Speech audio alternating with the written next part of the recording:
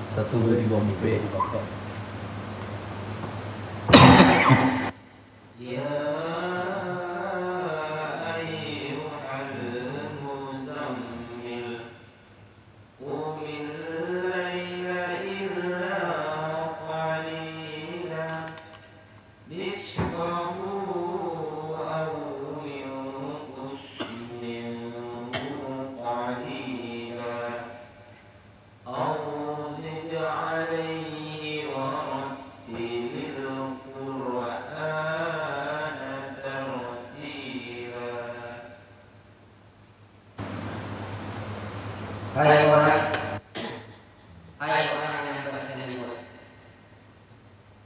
bangunlah untuk sembahyang di malam hari, kecuali sedikit daripadanya, yaitu seperduanya atau kurangilah dari seperdua itu sedikit, atau lebih dari seperdua itu, dan bacalah Al-Quran itu dengan perlahan-lahan.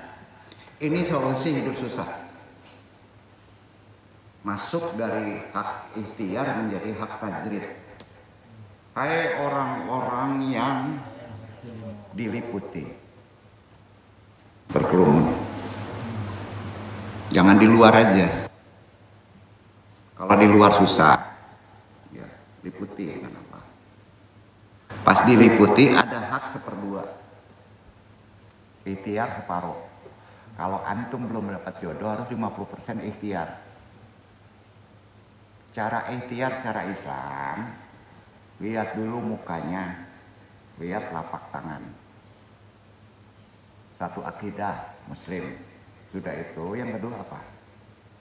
Lihat muka, lihat tangan, nggak perlu ada yang disebut ngajak mojok, itu namanya pacaran, nggak ada di Islam tuh. Ya, lihat aja itu dulu. Sudah itu, yang kedua, minta kepada ahlinya. Orang tuanya temuin sampai orang tuanya akan ngomong kerjaan tuh apa, itu hak kedua, ikhtiari. Jawabannya apa? Lun sangat langsung pak, kambo lun kerja. Jadi beban anak den kawan. Yo toh, tidak bisa doh. Itu naco gagal. Nah, itu kita ayat kok. Karena itu lengkapilah supaya Allah masuk. Ya, dengan cara baca Al-Quran dengan perlahan-lahan.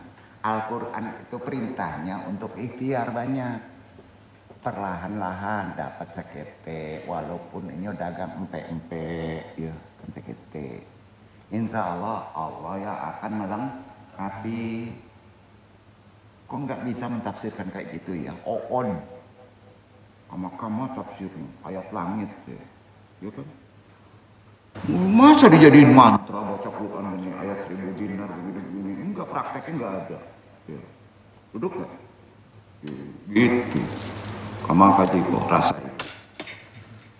Karena ajaran kearifan Islam, insya Allah ya, dudukin aja, akan mampu menyeimbangkan menjalankan keduanya.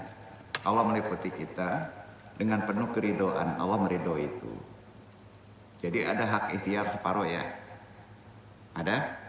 Pengen kaya ada hak ikhtiar nggak penuh, separuh aja. Kalau penuh melampaui batas, misalnya gini, yang penting semua halal, yang penting gua kaya, maka antum jadi Tuhan, maka dikayakan. Itu namanya istidraj. Ya. Jadi tetap kita berikhtiar mengikuti tata aturan yang diperintahkan secara ikhtiar. Separuh. Ada rambu-rambu. Haram nggak boleh, jolimi orang nggak boleh, ya. Kalau nggak ikhlas orang itu nggak ridho, jangan diambil ya. Ya, betul kan? Udah paham ya? Nggak perlu dijabarkan, itu wilayah syariat. Jadi ajaran kearifan itu bisa menyelesaikan solusi kita dalam kehidupan sekarang. Bisa. Sepakat ya? Jalani keduanya tadi dengan penuh keridoan, insya Allah Allah meridhoi. Menjadikan cobaan sebagai peringatan ketika manusia memahami cobaan datang dari Allah dan menerimanya dengan ridho, insya Allah Allah akan menyelesaikannya. 1/1000 saja antum menggarut tuh, ridho gak masuk kalau nggak menyelesaikan. Berat, sangat berat. Paham ya? Cobaan itu terasa sangat ringan kalau antum langsung nol. Kalau itu memang Allah sedang menguji kita. Ya. Ikhlas itu yang disebut ikhlas. Dengan ridho dan ikhlas, seseorang akan arif, merasa lebih dekat, menyadari kehadiran Allah di dalam setiap keadaan.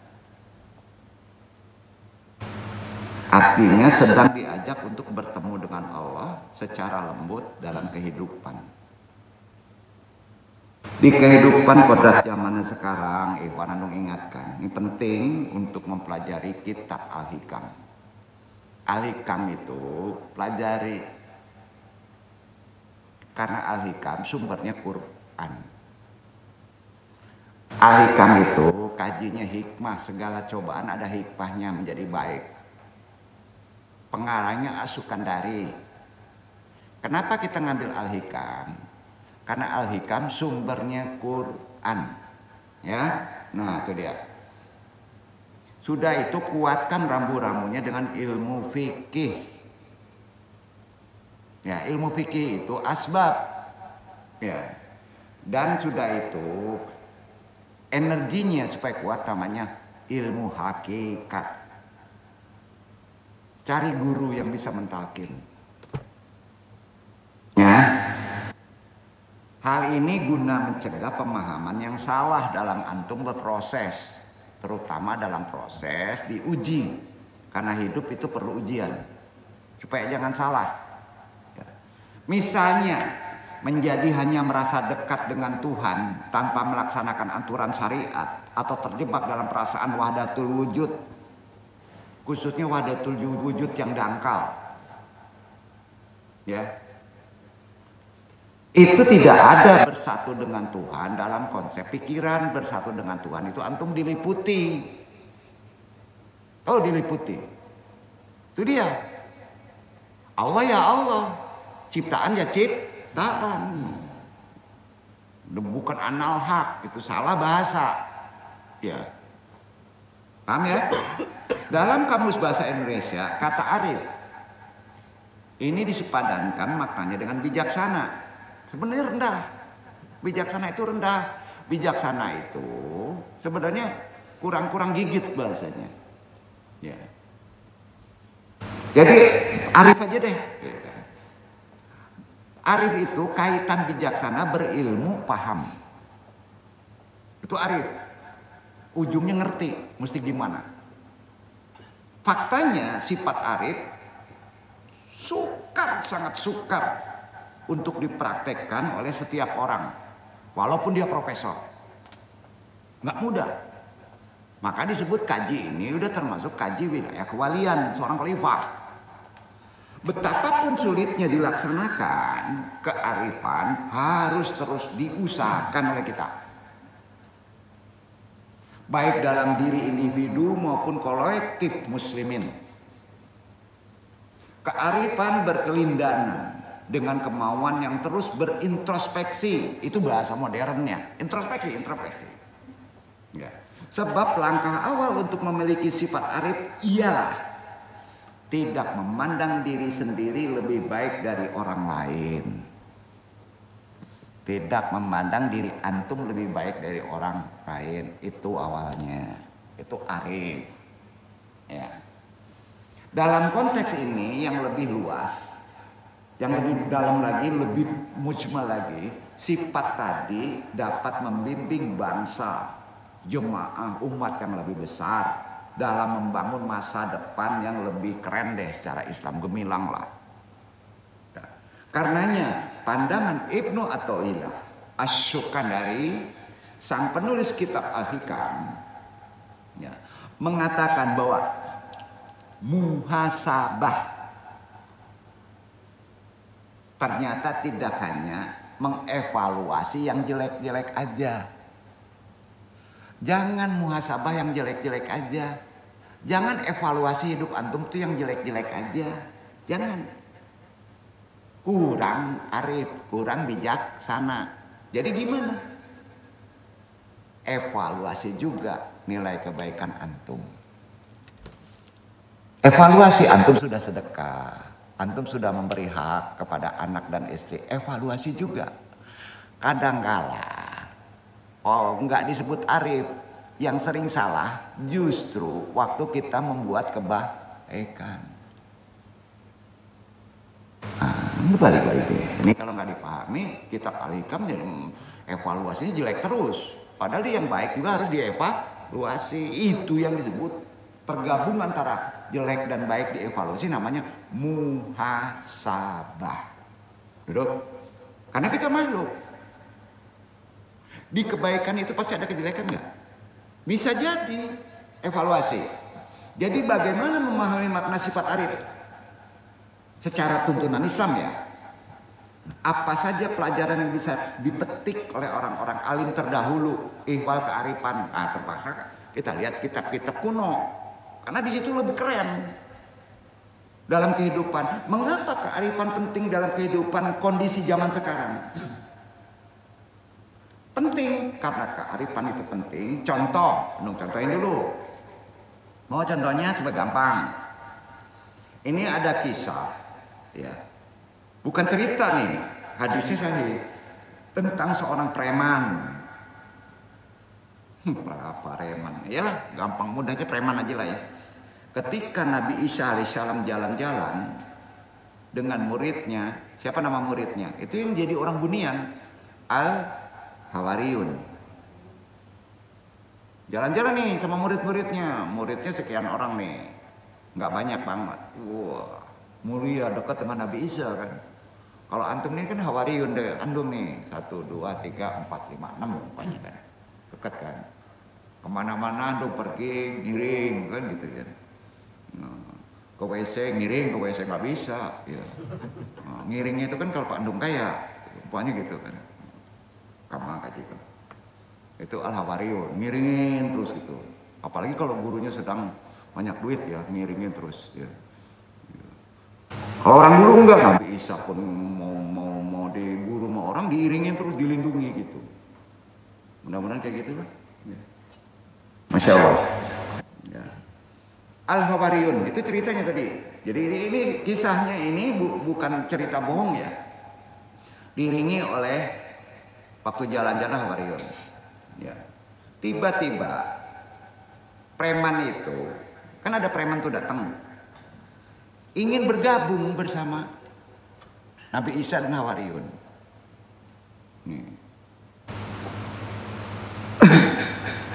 Tetapi kelompok Al-Hawariyun yang jumlahnya cuma 9 itu mempercepat langkahnya karena tidak mau sejajar dengan preman. Jaga level. Gua profesor, antum apalah. Ini Trabiru nih keturunan Sunan Gunung Jati, antum keturunan itu ada tuh antum belakang nggak mau gabung, kira-kira gitu. Aduh macam itu, mudah-mudahan enggak ada ya. Memperlambat jalannya akhirnya preman itu. Tahu diri. Ya. Karena tidak ingin setara dengan muridnya Nabi Isa. Preman itu punya perasaan gini, merasa tidak pantas berdampingan dengan orang soleh. Itu keren perasaan itu. Walaupun preman. Nah, saat itu juga Allah menurunkan wahyu ke Nabi Isa. Apa wahyu itu? Ya Isa, kuli ta'ala medikal hawariyuna sa'amhu kulama huwa jayidun ladayihim wa kuli haula illil ashari as'amhu kuli mahu syayi'un ladayihim. Wahai Isa, katakan kepada santri kamu, itu murid kesayangan antum, hawariyun, santri antum, semua kebaikannya saya hapus, kata Allah. Kalau tahun-tahun mairing torekotan, ya kan ngikutin jalan apa Nabi Isa, bertahun-tahun udah jadi orang-orang hawari, jadi orang soleh. Hari itu juga dengan perasaan tadi dihapus seluruh kebaikannya. Ini benar ini. Dan bilang sama yang preman itu, kata Allah, semua keburukannya saya hapus hari ini. Banyak kejadian macam itu ndak sadar di orang gini. Level ke level, profesor seorang sih lah. Kan gitu nih. Jadi yang al-hawariyun itu dihapus kebaikannya karena dirinya angkuh biasanya. Tahu? Itu angkuh. Sombong dan angkuh beda, bro. Angkuh mainnya dirasa, lebih bahaya. Kalau sombong terbuka. Jadi jangan angkuh, karena mainannya ruhani. Paham? Angkuh. Maka langsung di-cut semua. Kalau dihapus semua kebaikannya. Bisa dikatakan dihapus rezekinya. Sementara yang preman dihapus kejelekannya. Karena apa? Bukan angkuh. Kawan angkuh? Tawadu. Merasa tidak setara dengan orang soleh. Itulah tawadu. Jago yang mau bedah. Populerkan. Angkuh dia. Sampai ini nasihatan dong. Konsep itu pakai di kondisi sekarang. Tawadu. Maka antum kaya. Walaupun antum preman. Kata Allah, keduanya harus memulai dari nol lagi untuk menjadi orang baik. Yang kasihan, yang soleh. Kalau yang jelek, setar menjadi baik hari itu. Kalau yang soleh langsung disikat nafi isbat kebaikan tadi. Dan ini benar, ada di Quran loh. Ayo, gimana menjungkirkan orang? Banyak contoh zaman sekarang. Banyak ulama tak tek tok. Itu dagang es jangan, langsung hilang tuh, jatuh tuh. Bener gak? Petinggi ilmunya ekonomi, satu hari aja bisa beres sama Allah. Mau digituin? Ngeri pak. Sebentar aja Allah kalau dengan ilmunya kun fayakun hari itu jatuh dia. Kun fayakun preman pun jadi baik ya. Masih percaya ajaran ini di kehidupan sekarang? Gitu. Taklim bro. Penting taklim tuh. Promosi andung nih ya. Enggak, memang bener ini kan. Berangkat dari kisah tadi, datang dari mana ini? Datang dari mana? Keterangan ini. Ihya Ulumuddin. Silakan baca. Itu ada di Ihya, bukan di Al-Hikam. Sejarah tadi. Karena ahli tafsir itu adalah Al-Ghazali. Kalau As-Sukandari itu ahli ruhani, mengungkit-ungkit perkara hikmah. Maka dibukukan Al-Hikam itu, dan semuanya bersumber dari Al-Quran. Boleh kita pelajari? Harus. Berlaku kehidupan sekarang? Jelas. Mereka mengajarkan bahwa ketetanggaan, bertetangga. Kalau dikaitkan kehidupan sekarang, antum bertetangga ini kan banyak. Itu tetangga sebelah, teman sebelah. Dari WA sebelah, gitu. Tetangga tuh. Ya. mengajarkan bahwa bertetangga dengan siapapun tidak masalah. Kafir pun antum berteman nggak masalah, selama antum tidak terkontaminasi. Cina pun nggak masalah, pemabuk pun nggak masalah, selama antum membuat baik orang itu. Paham? Jangan pilih. Tidak alergi itu enggak. Oh, jangan-jangan nanti kalau dia kafir misalnya, dia masih hidup, saya tawaduk deh, nggak mau bergabung dengan orang soleh. Nanti orang soleh itu rusak, maka dia bisa dirubah kejelekan itu. Orang kafir tuh. Kalau antum merasa diri antum tidak pantas dengan preman, maka antum akan dihapus kebaikannya dan termasuk rezekinya. Terjadi nggak zaman sekarang? Banyak. Itu hebatnya Al-Hikam sama Ihya Ulumuddin secara kesimpulan. Ya. Jadi hati-hati bertetangga dengan siapa saja, Islam mengajari harus. Jangan pilih. Paham ya? Maaf, sekalipun dia pelacur. Paham? Kondisi itu dibahasakan sedang. Tidak mengajarkan bertetangga dengan siapapun tidak masalah. Arti kata boleh. Sebab ada orang yang sedang fasik, ya, kan sedang bahasanya. Antum bertetangga, orang itu sedang fasik.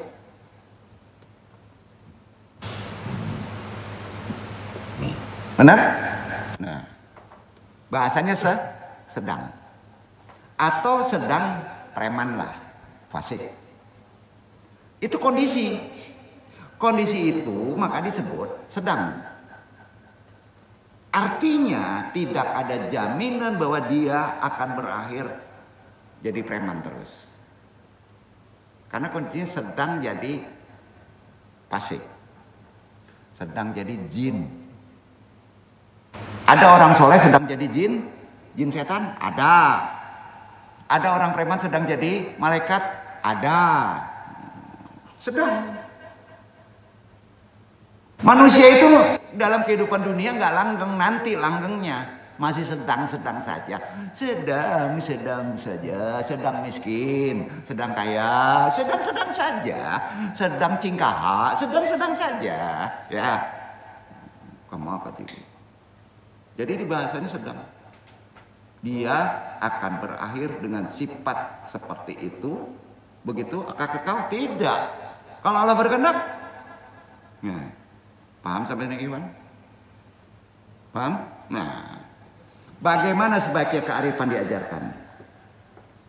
Yang menjadi ciri khas pesantren Jawiyah seperti ini, taklim di sini beda. Karena ulamanya atau mursyidnya selalu ngomong gini, berpesan bahwa berbuat baik Hasan kepada orang lain itu gampang. Antum berbuat baik kepada orang lain itu gampang. Gampangnya itu dimulai dari keyakinan bahwa dengan berbuat baik kita akan mendapatkan pahala, yakin. Berbuat baik kita akan mendapat balasan orang itu nanti ngasih kebaikan dengan uang. Itu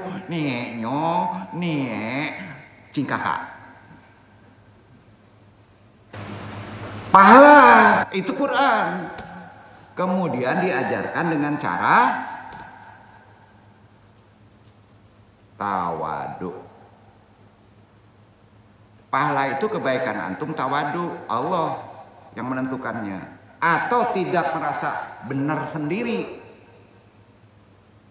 tidak merasa superior sendiri, tidak merasa paling top sendiri.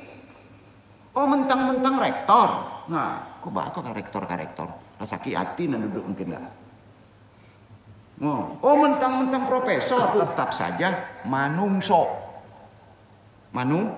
Manusia kemana bawa betul kan? Profesor kemana bawa kotoran. Sama manusia. Dalam realitasnya metode kearifan mungkin tidak mudah dilakukan. khususnya orang-orang yang merasa super. Percaya nggak? Kearifan itu mudah diajarkan orang yang seperti kita ini, kere, yang nggak dianggap orang lain. Benar nggak tuh? Jadi itu sebabnya andong bertaklim. Hanya sekedar saling mengingatkan. Ada beberapa paradoks. Turunin dong bahasanya. Begini, yang mungkin bisa menjadi pelajaran untuk kita. Ya. Barangkali di antara kita ada yang menjadi doktor, profesor, ulama, adalah, walaupun belum sampai level terpuncak ya. Orang alim atau pengusaha top, banyak di luar sana. Namun seringnya orang tua mereka itu tidak tamat sekolah SD. Orang dulu nih, orang tuanya nggak tamat SD, nggak tamat SMP. Banyak. Kalau anaknya profesor, anaknya jadi, banyak ya? Pertanyaan sekarang. Banyak mana orang kalau bapaknya profesor, anaknya berhasil, dengan bapaknya yang tidak profesor, nggak lulus SD, dengan anak yang berhasil. Pilih. Renung tuh. Kenapa begitu? Karena bapaknya nggak tamat SD, mempraktekkan ajaran kearifan. Yang berdua dokter, profesor sekalipun, mungkin karena hidupnya mapan, jabatan mentereng, mendidik anaknya susah baca kak karuse. Ada? Nggak ada di sini, di langit yang ada. Susah. Pertanyaannya, yang pintar itu siapa? Orang tua yang nggak sekolah atau bapaknya yang profesor? Yang pintar yang mempraktekkan ajaran kearifan. Disinilah orang harus berlatih kearifan. Apalagi kondisi sekarang. Sampai di sini paham ya? Yang menggerakkan orang-orang dulu itu menjadi arif bukan pintar.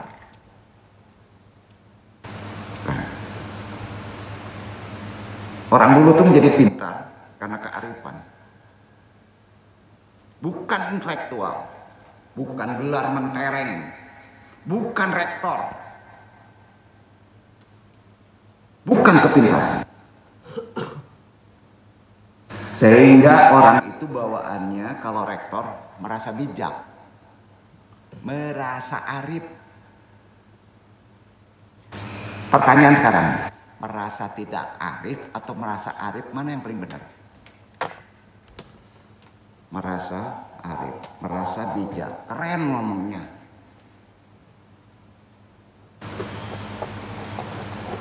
Bijak arif, apanya tuh bijak arif? Kebaca. Kalau pengertian yang cetek aja, menjadi berani dan kuat. Antum ngajarin seseorang supaya antum menjadi berani dan kuat. Antum ngajarin gitu. Hiduplah menjadi berani dan kuat dalam konteks Islam. Ini disamakan sama orang yang populer itu menjadi ajaran membangkang kepada saya. Kurang ajar nggak ngomong begitu? Ini nggak terjadi di langit, terjadinya bro. Nah, kurang bijak orang itu. Makanya ngaji deh, baca Al-Hikam itu, supaya nggak mudah diobok-obok politik otak orang yang pintar itu. Politik itu nggak di pemerintahan aja, di kehidupan sekarang diobok-obok otak itu kan. Siapa yang paling keren ngajarin politik? Korin. Korin itu berarti ada di mana? Hawa nafsu diri sendiri. Itu ada di otak itu. Nah, kok nggak enak kalau nyebut nggak bawa otak. Kalau nyalain kita ngajarin berani secara konsep Islam, punya prinsip, disuruh membangkang ajarannya, bijak nggak? Nah pertanyaannya, apakah andung marah? Enggak, memberi nasihat.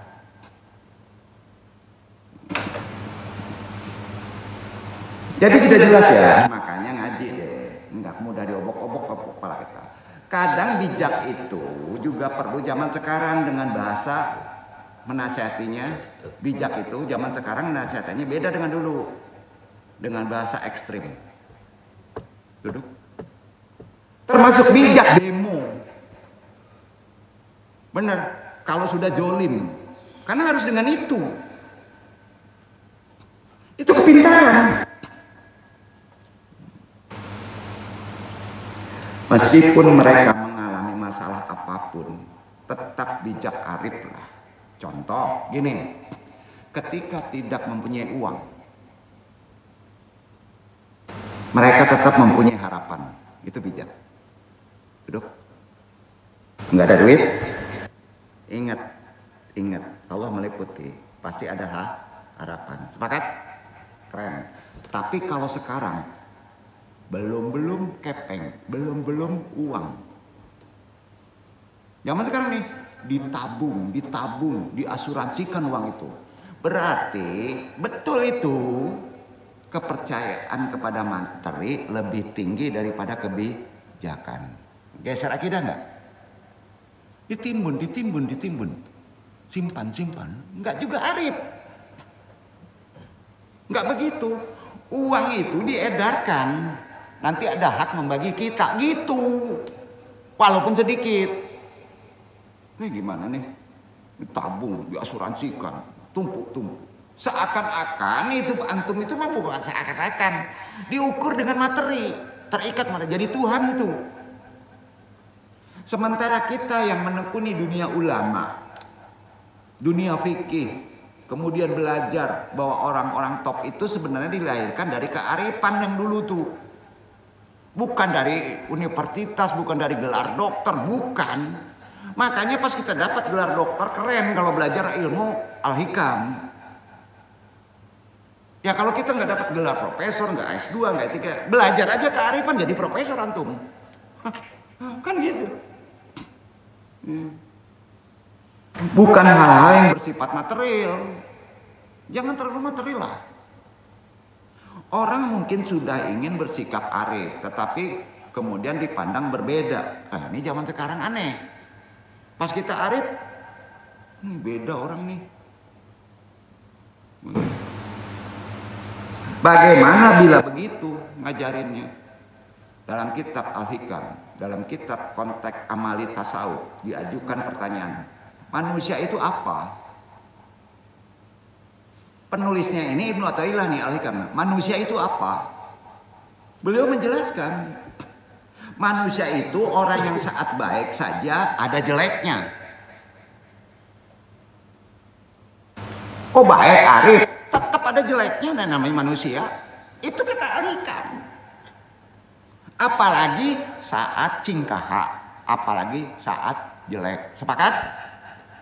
Itu arif tuh. Yang bahaya itu saat dia memperlihatkan kebaikan, justru dia dalamnya menjelekkan. Wah, gawat nggak? Bahaya. Nah, itu maka peka.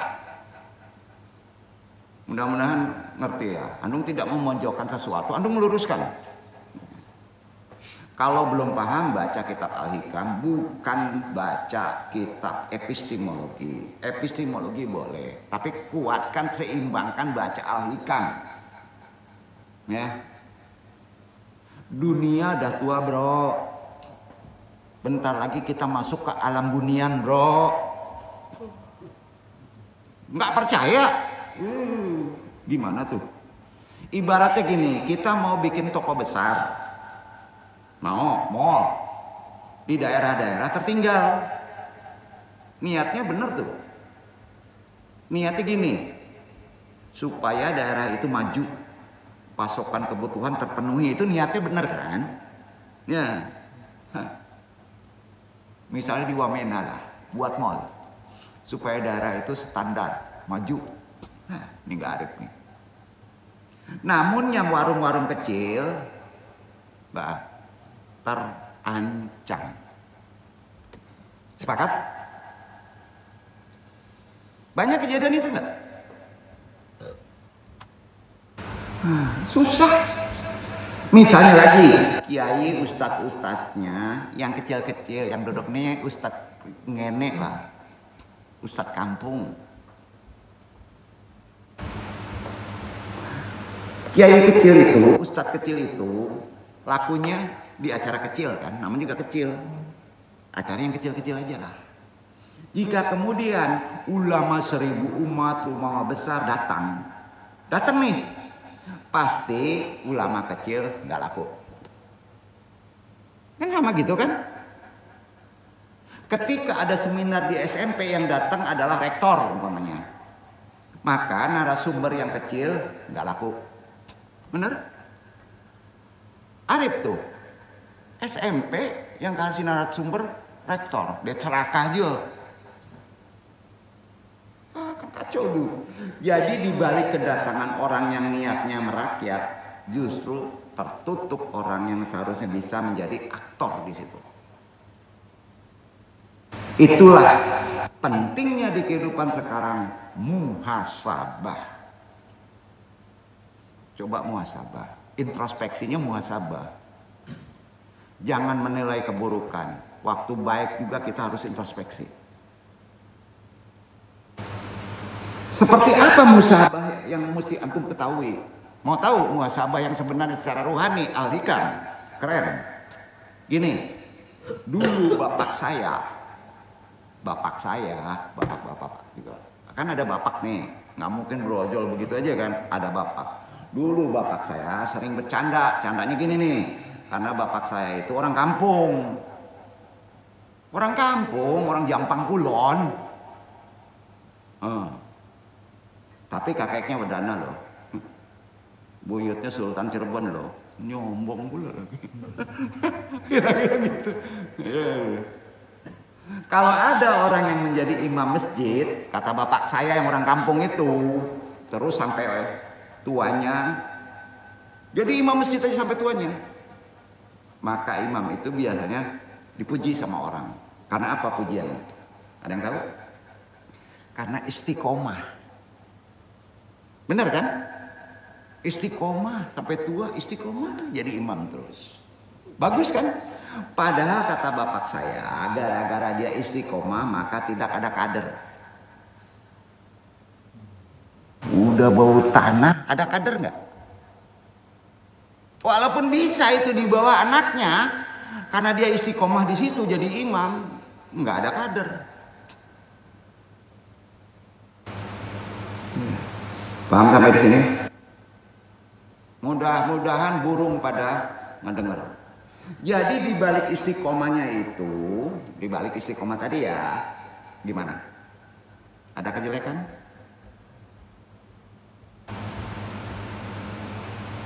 Orang lain muji karena istiqomahnya, tapi nggak ada kader. Ada keburukan?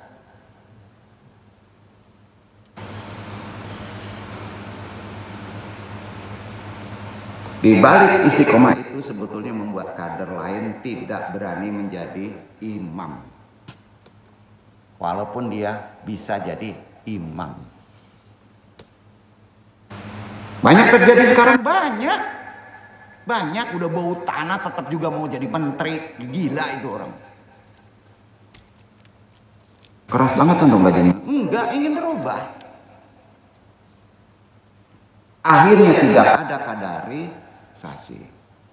Ya stagnan lah. Kalau misalnya dia pelin-pelan juga dinilai kurang baik. Masa imam kadang hadir, kadang enggak. Kalau kader itu ingin duduk, ya harus konsekuen. Nah, betul kan? Begitu juga orang yang terlalu takui bini mencintai istrinya. Juga begitu, zaman sekarang terjadi. Kalau terlalu harmonis, pasti ibunya, saudaranya terancam. Kok gitu ya? Sehingga hubungan sosial dengan keluarganya pun menjadi kurang baik. Dengerin dulu ya. Begitu juga dengan teman-temannya. Anaknya menjadi kurang baik. Tapi kalau disarankan agar tidak mesra dengan istrinya juga keliru. Benar kan? Nggak boleh. Ya. Inilah maksud tolong muhasabah. Ini wilayahnya sudah wilayah tesis loh. Ayo. Ya. Muhasabah itu kata penulis Al-Hikam, bukan Andung ya. Bukan kata saya ya. Kata orang pintar zaman dulu, Katumba tuh. Orang kampung tuh yang ngajarin. Bahwa kita harus mengevaluasi bahkan ketika dalam hal yang baik. Itu yang paling penting. Bukan dalam hal jelek. Karena merasa baik, evaluasi lagi. Misalnya ditanya, kenapa kamu mencintai istri kamu? Karena dia cantik, karena dia baik, karena dia pintar. Kalimat itu berbahaya. Ayo. Bahaya tuh kalimat. Tahu sebabnya? Kalau suatu saat istri peot, suatu saat istri lagi mabok karena ada korin kan, tidak mencintainya lagi, pasti tuh. Jadi arif. Coba arif lah, apalagi sama anak. Nah, evaluasi seperti ini itu namanya di Islam muhasabah. Tahu semua muhasabah, tapi prakteknya nggak bener. Yang jelek aja dimuhasabahin, yang baiknya merasa dia baik, merasa baik. Karena itu kita bernegara, berkelompok, berorganisasi, ya, harus baik, membutuhkan muhasabah. Barokahnya ilmu, barokahnya tawadu. Tawadu itu tidak pernah memponis ya. Tawadu nggak pernah memponis bahwa kelompok lain atau saya lebih baik ketimbang antum, apalagi anak. Belum tentu. Maknanya hanya Allah yang berhak memberi penilaian. Hanya Allah yang meliputi. Menetapkan status sebenarnya itu di akhir. Allah kan. Setinggi pun haji, setinggi pun profesor, pintar, arif pun, kalau Allah berkehendak su'ul khotimah, mati jelek. Ayo, banyak terjadi. Hanya Allah yang bisa menentukannya. Tawadulah. Mudah-mudahan ini bermanfaat. Kita sambung di bab 2 dan agak menggigit kaji sekarang, tapi setidak wawasan kita dalam menghadapi kondisi ini, udah paham ya? Pailu andong, wassalamualaikum warahmatullahi wabarakatuh.